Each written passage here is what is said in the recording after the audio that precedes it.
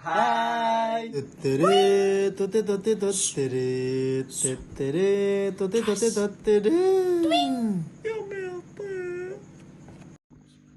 Oke guys, nama saya Ikhlas. Dan saya Hawa. Dan saya Akbar.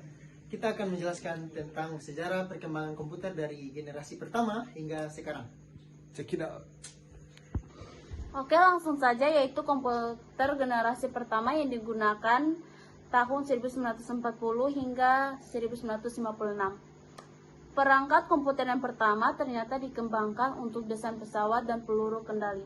Digagas oleh Konrad Zuse, seorang insinyur asal Jerman. Komputer generasi pertama menggunakan tabung hampa udara sebagai sirkuit dan drum magnetik untuk memori. Komputer generasi pertama ini sangat mahal dan besar, hingga mengisi seluruh ruangan. ENIAC komputer elektronik pertama di dunia mempunyai bobot 30 ton, panjang 30 m, dan tinggi 2,4 m. Komputer generasi pertama mengandalkan machine language, level bahasa pemrograman paling rendah yang dimengerti komputer. Bahasa pemrograman ini hanya bisa menyelesaikan satu perhitungan setiap waktu, serta butuh berhari-hari atau berminggu-minggu untuk menyetel perhitungan baru.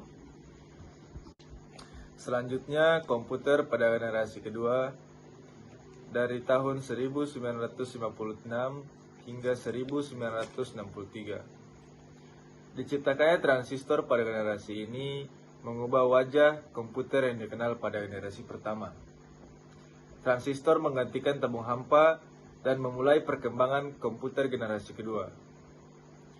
Transistor jauh mengungguli tabung hampa dan memungkinkan komputer jadi lebih kecil, cepat, murah, dan hemat energi dibandingkan dengan pendahulunya. Selain itu, pada generasi ini juga dilakukan pengembangan memori inti magnetik.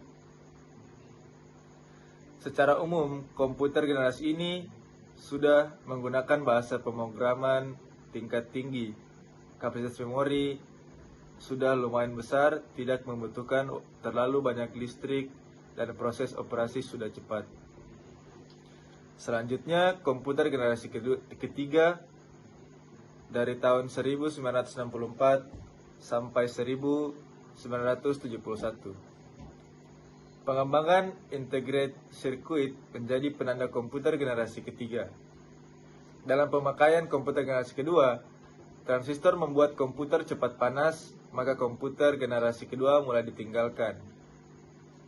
Kemudian pada tahun 1958, Jack Billy menciptakan integrated circuit chip atau IC, kepingan kecil yang mampu menampung banyak komponen menjadi satu.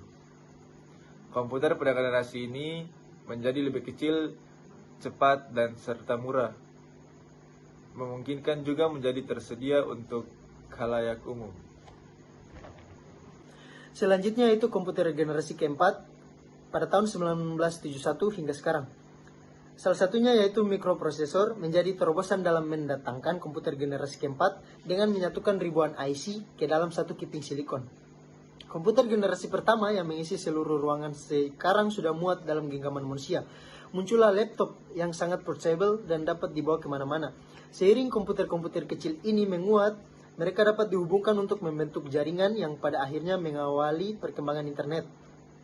Dan yang terakhir yaitu komputer generasi kelima, sekarang hingga masa depan. Komputer generasi kelima ini adalah komputer yang kita gunakan ditandai dengan munculnya LSI atau Large Scale Integration yang merupakan pemadatan ribuan mikroprosesor ke dalam satu mikroprosesor. Komputer generasi ini ditandai juga dengan munculnya semikonduktor. Komputer kuantum dan penggunaan nanoteknologi juga akan merubah besar-besaran wajah komputer yang kita kenal. Tujuan dari komputer generasi kelima adalah mengembangkan komputer yang dapat merespons suara bahasa dan dapat belajar secara sadar. Wajah dan fungsi komputer yang kita gunakan saat ini dengan komputer pada awalnya, sekarang komputer menjadi sesuatu yang tak dapat terpisahkan dari kehidupan sehari-hari. Sekian penjelasan tentang sejarah perkembangan komputer dari kami. See you in the next vlog. Dadah. Oke. Pulang nih, ayo dong bantai kami. Kalau punya nyali, Halo guys. punya nyali ya. Tolong kami. Kami siap membuktikan Tapi kan bendera saya kampungan. ikhlas.